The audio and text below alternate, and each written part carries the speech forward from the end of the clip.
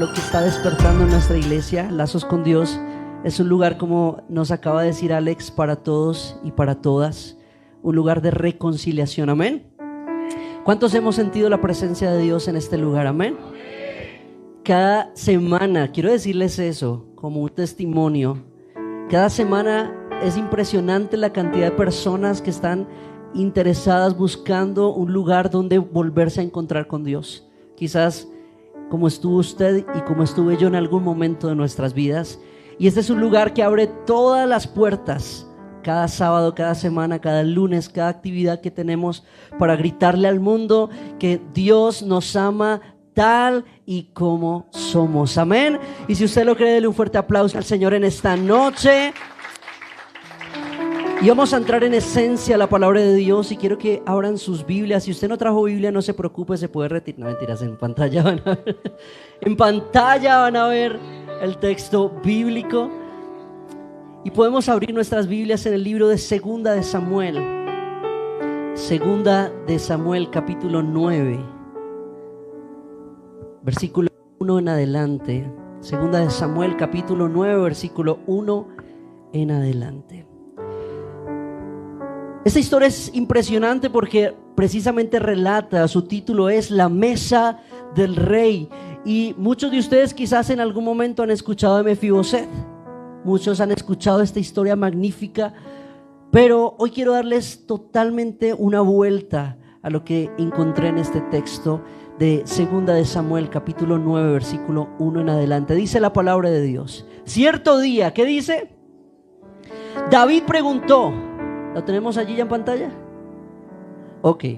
Cierto día David preguntó: ¿hay alguien de la familia de Saúl que aún siga con vida? ¿Qué preguntó?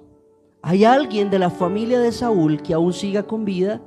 ¿Alguien a quien pueda mostrarle bondad por amor a Jonatán?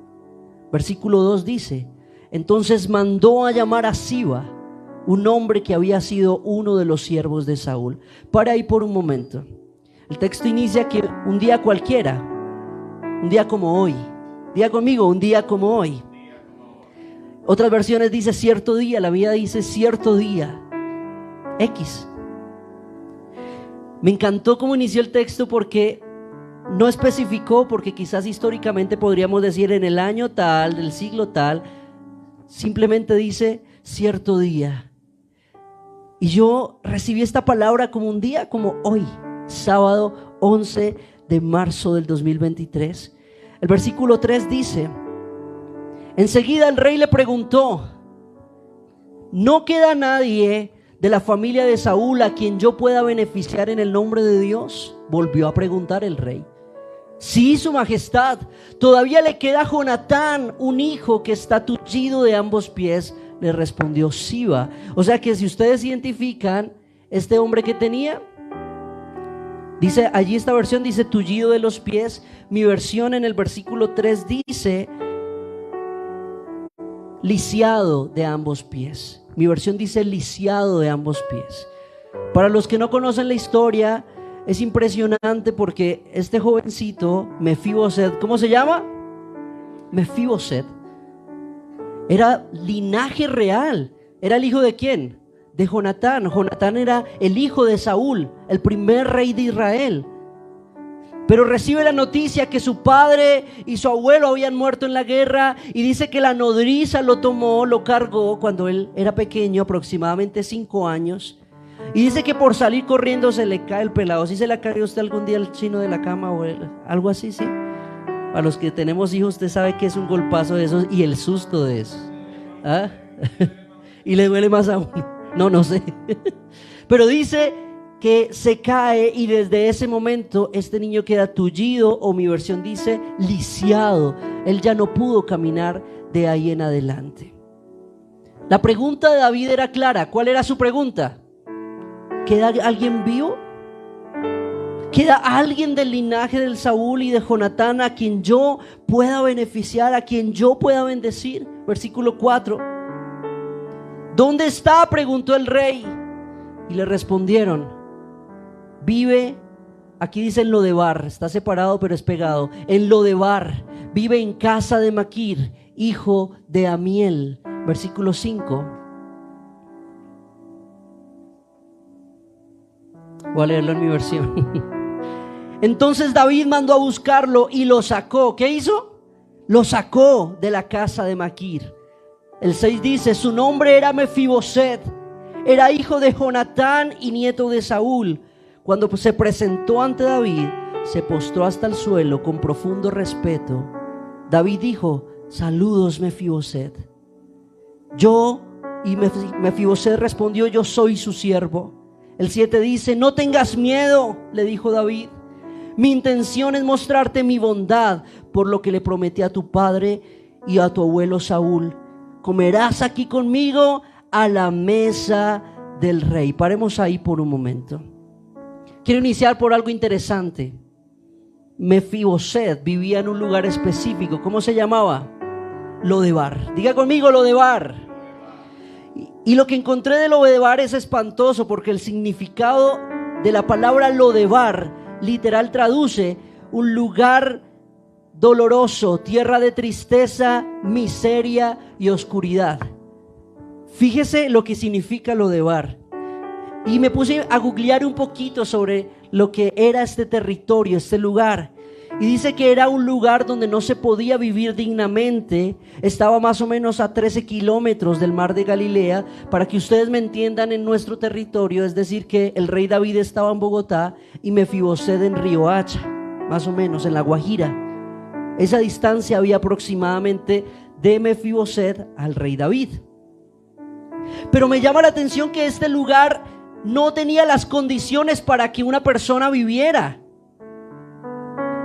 Y recordemos que él era nada más y nada menos que un nieto y hijo de su alteza, ¿verdad? De un rey. Tenía linaje, tenía sangre real.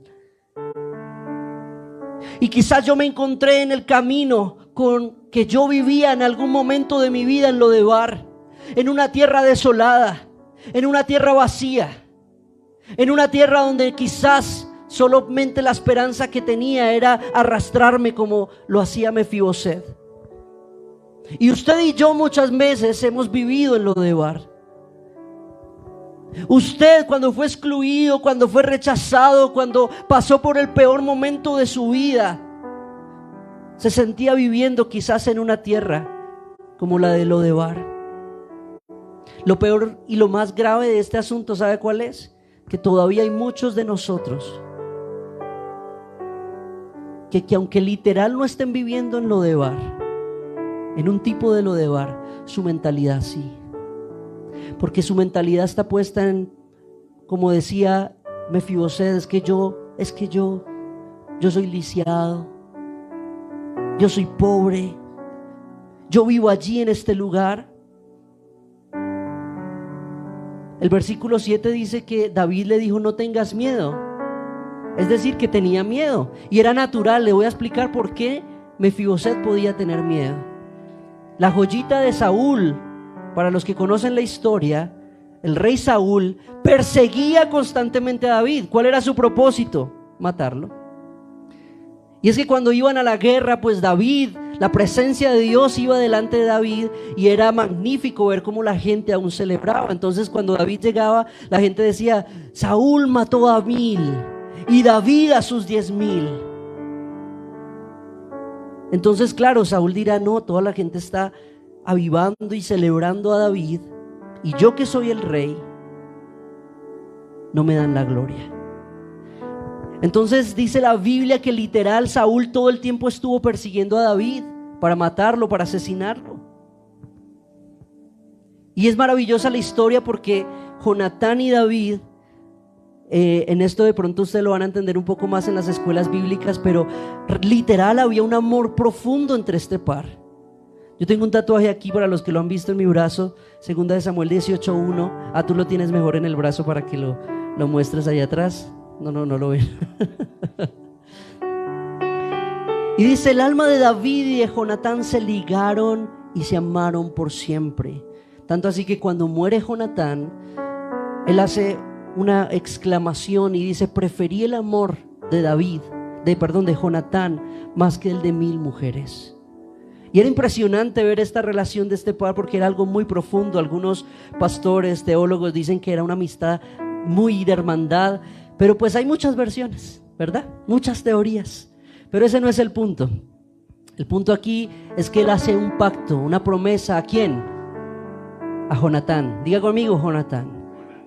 Hacen un pacto de amarse y de estar juntos por siempre. Y en ese tiempo Jonatán esconde a David de su padre Saúl para que no fuese asesinado. Total, Dios escogió a David como segundo rey de Israel, pero la ira de Saúl seguía allí, tanto así que él muere en la guerra después y en unas condiciones diferentes.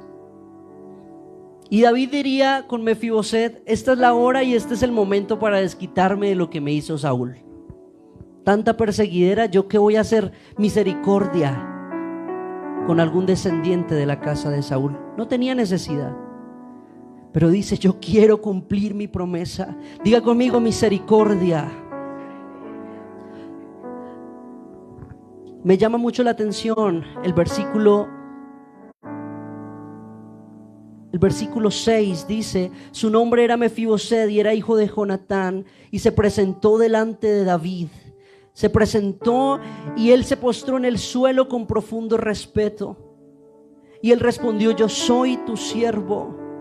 Y él le respondió, David le decía: yo lo que prometí a tu padre Jonatán, te daré las propiedades que pertenecían a tu abuelo y comerás aquí conmigo en la mesa del rey. Vayan al versículo 8, por favor. Versículo 8 dice: Mefiboset se inclinó y dijo: ¿y quién es este siervo suyo para que su majestad se fije en él? Si no valgo más que un perro muerto. Ahora quiero entrar en la mentalidad de dos personajes, en la de Mefiboset y en la de David. Número uno, Mefiboset él mismo se atribuye un término súper despectivo. Dice: ¿quién soy yo para que usted se fije en mí? Para que usted me bendiga. Si yo soy ¿qué? Un perro muerto. Algún día dije: Señor, ¿quién soy yo si soy gay?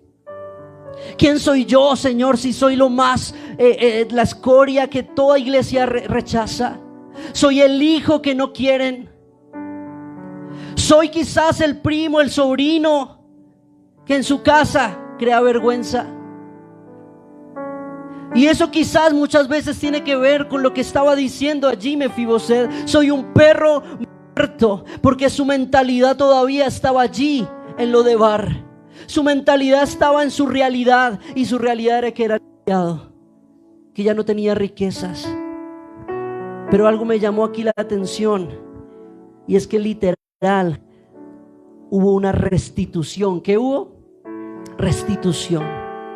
Lo que Dios ha prometido para ti, Dios lo va a cumplir, pero debes entender cuál es tu linaje. Debes de comprender que en tu sangre corre sangre real, porque eres un hijo y una hija de Dios. Y cuando tú asumes, lo crees firmemente de que eres un hijo y una hija de Dios, tu mentalidad sale de Lodebar. Y si no sale, te aseguro que como David te manda a sacar. El término que usa allí, literal, versículo 5. Vayamos allí. Versículo 5, en mi versión dice: entonces David mandó a buscarlo y lo sacó de la casa. Aquí dice: entonces el rey David mandó a buscarlo a casa de Maquir, hijo de Amiel de Lodebar. O sea, me gusta más esta versión porque dice lo sacó. ¿Y qué entiende usted por lo sacó? ¿Le rogó? ¿Le dijo si quería? Lo sacó literal. Yo me imagino que lo agarra del brazo y le dice: nos vamos porque el rey te mandó a llamar. Y muchas veces Dios va a usar eso contigo. ¿no quieres reconciliarte? Piensa que Dios te odia, piensas que Dios te rechaza.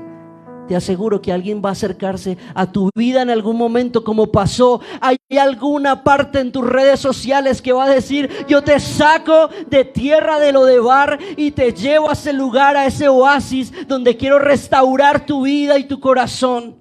Ese es el lugar donde todos y todas somos llamados a la mesa de ¿quién? Del Rey. Solo uno lo entendió. ¿A cuál mesa fuimos llamados? A la mesa del Rey.